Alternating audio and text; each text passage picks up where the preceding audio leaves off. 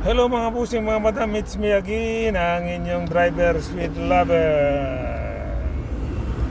na vlogger. Kunti sa buong mundo, shout out sa buong mundo, shout out sa buong Pilipinas. At good morning dyan sa Pilipinas. Good morning po sa Luzon, Visayas, Mindanao, Philippines. Good morning po sa inyong lahat. At shout out sa Luzon, Visayas, Mindanao, Philippines. Kumusta kayong lahat? At kumusta sa buong mundo na may mga Pilipino, mga busing mga manang. Okay. Pag-usapan natin itong mga didilis, mga busing mga madam. Kasi itong mga didilis wala talagang mga respeto sa kapwa niya, mga tao. Biruin mo itong mga didilis, mga busing mga madam. Si Romualdez, ang dating speaker na si Martin Romualdez, dumalaw dun sa mga namatayan sa incident na namatayan ng mga bata, dumalaw at nagbigay ng tulong. Siyempre, ibiruin mo anong ginawa ng mga didilis, mga busing mga pinagtawanan nila. Hindi ba sila naiiyak?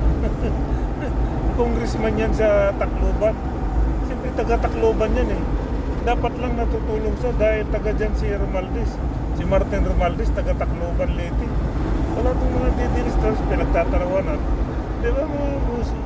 Di ba mga busing mga madam? Tapos nung si Inday Sayad Sara Duterte pumunta doon sa sa incident. Yan si Inday Sara. Talagang pinagmamalaki pa nila. Saan bang utak ng mga didilis na to? Tapos pumunta pa doon, wala namang tulong sigurong ibinigay. Yan naman lagi si Inday Sayad eh. Si Inday Sayad mahilig yan sa may mga namatayan. Doon yan pupunta eh. Yan ang kanila eh. Yan ang pang-akit nila sa kapwa nila tao eh. Wala na yan. Laos na yan pang-akit nila. Bawat may namatayan, nandun yan eh. Laos na yung mga pang-akit nila. Pero mo, pag si Inday Sayad ang pumunta doon sa mga namatayan ng mga bata eh, pinupuri nila. Samantala si Martin Romualdez na taga Tacloban Leyte naman at taga congressman doon, pinagtatawanan nila. Talaga saan kayang mga utak itong mga didilis na itong mga hinayupak na ito. Tapos ang ating sekretary na si Rick Gatchalian ng DSWD, pinagtawanan din nila. Nagbigay ng tulong. Nagbigay ng tulong doon sa mga tulong financial support. Sila Romualdez at si Rick Gatchalian, ang sekretary ng DSWD. Pinagtawanan nila. Nagbigay nga ng financial support na yung sekretary tsaka si Romualdez. Itong mga didilis na mga iupak na ito, pinagtatawanan pa nila. Samantala si Inday Sayad nila pumunta nga doon, mayroon bang itinulong yan? Yung mukha niya, yung kapal ng mukha niya, pinasinta lang doon, mga inayupa kayo, mga didilis kayo. Di ba? Wala sa ulog itong mga didilis eh.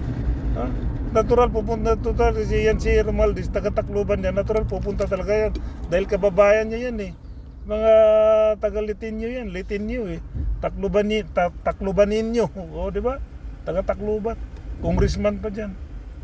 Tapos pagtatawanan nyo, tapos si Secretary Gatchalian, pagtatawanan ninyo, nagbigay lang ng sumura financial support sa lahat ng mga na-aksidente, sa mga may namatayan at sa mga nasugatan. Tapos si Inday Sayad, anong ginawa? Baka pumunta lang doon, baka wala pang tinulong eh. Baka lang yun ang susunod. Kasi ang mukha lang naman ang pinupunta niya doon, ang kapal ng mukha niya lang eh. Yun lang ang pinapresenta niya eh. Di ba mga busing mga banang? Wala to sa ulog itong mga didilis. Sana mga hinayupa kayo, mga didilis kayo. Sana makarma kayong lahat. Nakarma na yung tatay digong ninyong karton. Ayan, susunod na yung Inday Sayad ninyong may sayad. Susunod na yan, makakarma na rin. Di ba mga busing mga madam? Wala sa ulog eh.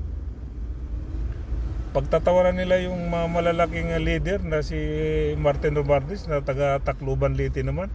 Tapos si Rick Gatchalian na sekretary ng DSWD. Di ba? Saan yung mga utak ng mga didilis na yun na nagbigay naman ng financial support? Di ba mga busing? Wala, ma-high blood ka dito sa mga didilis na ito eh. Mga, di ba? O sige, hanggang dito na lang mga busing mga madam. Kasi yung mga didilis na yan eh, wala na. Kung ano na lang gagawin nila para lang maipabango nila yung kanilang poon na may sayad, inday sayad. Kahit anong kuan ninyo, bango ninyo dyan, hindi na makabango ng mga Duterte, Hindi na makabangon yan, wala na yan. Di ba? O ganun na lang mga busing. Salamat once again. Maraming salamat po sa aking mga followers, sa aking mga pinalanggang mga followers. Dagang kayong salamat. Maraming salamat sa inyo pag-follow. Sa mga hindi pa po nag-follow sa aking FB, please follow, like, and share. And mag-comment kayo to. Basahin ko po na po mga busing mga madam. Okay, bye-bye!